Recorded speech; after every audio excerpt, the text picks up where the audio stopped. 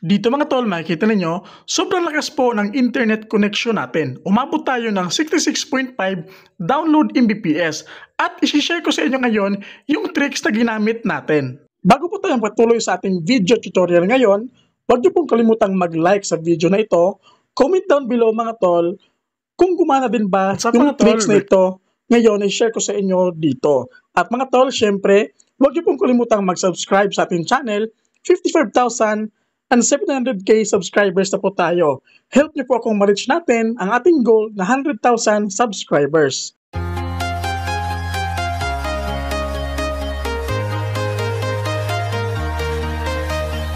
Para palakasin ang internet connection ng ating mobile phone mga tol, is gagamit po tayo ng secret settings gamit ang secret code mga tol para ma-access natin yung band locking.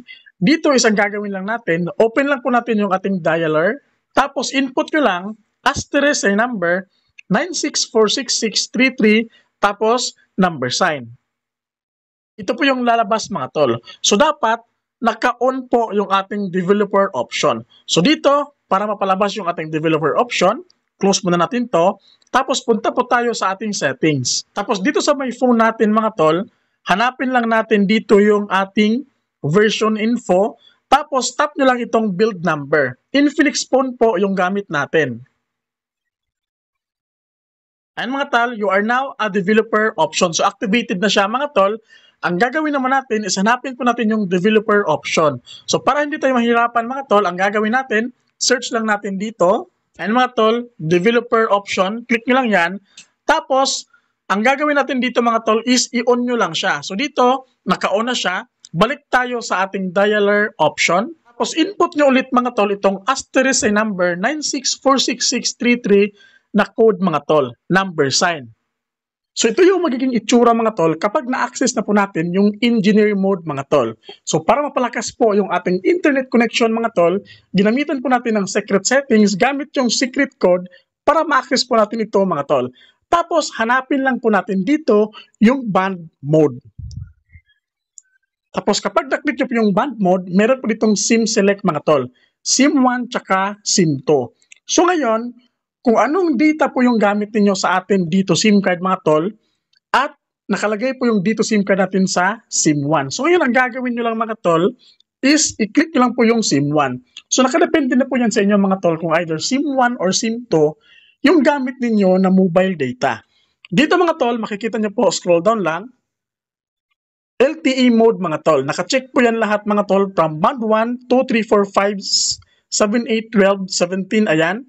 Meron din ditong in-air mode. So huwag nyo pong galawin yung in-air mode. Dito lang kayo sa LTE mode mga tol. Ang gagawin nyo lang mga tol, select lang kayo ng band dito na malakas sa area ninyo. So ngayon, try natin mag-speed test gamit yung default band mga tol. So wala pa tayong gagalawin dito. Ngayon, mag-speed test lang tayo para syempre, meron tayong comparison. So ngayon, speed test go.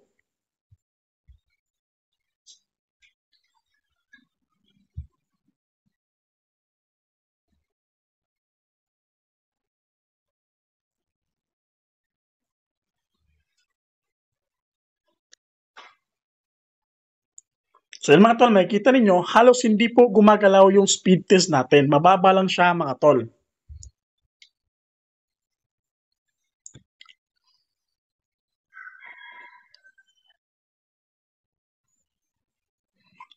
So sa default band mga tol, nakakuha tayo ng 13.2. So ngayon, balik lang tayo mga tol, close lang tayo. Balik tayo sa ating engineer mode. Tapos dito mga tol, try po nating mag-select ng band dito nga na fit sa ating location. So halimbawa mga tol, uncheck natin yan lahat. Tapos pili po tayo dito ng band mga tol. Halimbawa, band 28. Tapos ang gagawin nyo lang, check nyo yung band 28, click nyo lang yung set.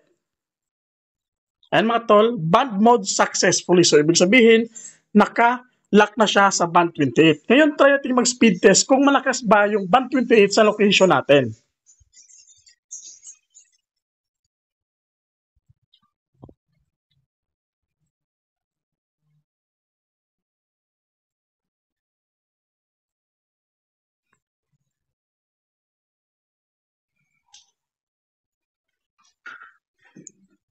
So makikita ninyo mga tol, around 10 Mbps lang po. So nasa 9.62 Mbps lang yung nakuha natin gamit yung band 28. So ngayon, close natin yung mga tol.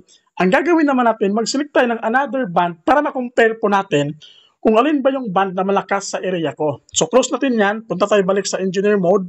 Po natin itong band 1. Tapos close natin yung band 28. Tapos set. Ayan mga tol, band mode successfully. Makikita ninyo, naka-on po yung data natin.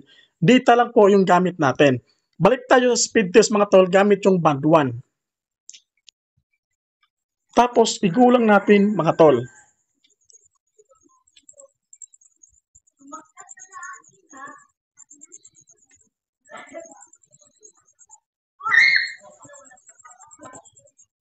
Ayan mga tol, sobrang lakas.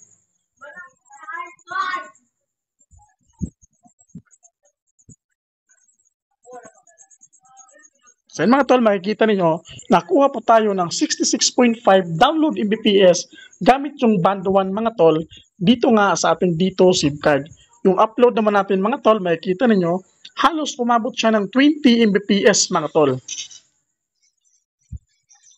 So yun mga tol, 19.8 upload Mbps naman yung nakuha natin mga tol. Ganyan katindi yung secret settings mga tol gamit yung secret codes. Makikita ninyo, sa ating location mga tol, mas malakas yung band 1. Yan po yung sinasabi ko mga tol, na kapag nakapag-select kayo ng magandang band sa location ninyo, magkakaroon talaga kayo ng malakas na internet connection mga tol. At syempre, kapag nag-browse, nag-Facebook or nag-YouTube kayo, hindi siya naglalag or hindi siya naglo-loading. Kapag Mobile Legends naman or iba't ibang games mga tol, syempre hindi siya naglalag kasi nga malakas po yung band na napili natin mga tol gamit yung secret settings dito sa ating secret codes mga tol na kung saan napalakas po natin yung ating internet connection sa ating mobile phone mga tol. So yun lang mga tol, gawin nyo lang po yung itinuro ko sa inyo mga tol, gamit yung secret codes na gamit po natin yung band mode mga tol. Basta ang gawin nyo lang mga tol, i-follow nyo lang po yung ating video tutorial step by step para po masundan ninyo at makuha nyo din po yung tamang band para sa location ninyo mga tol. At syempre mga tol, huwag nyo pong kalimutan, help nyo po kung ma-reach natin yung ating goal mga tol this year na makuha po natin yung 100,000 subscribers. So, share nyo po ito mga tol yung video natin para alam din po ng mga friends, family ninyo na mayroong ganitong video tutorial dito sa ating YouTube channel na Paano Ba Tutorial. So hope nakatulong tong video natin ngayon. Don't forget to like, comment, and subscribe. God bless po sa ating lahat.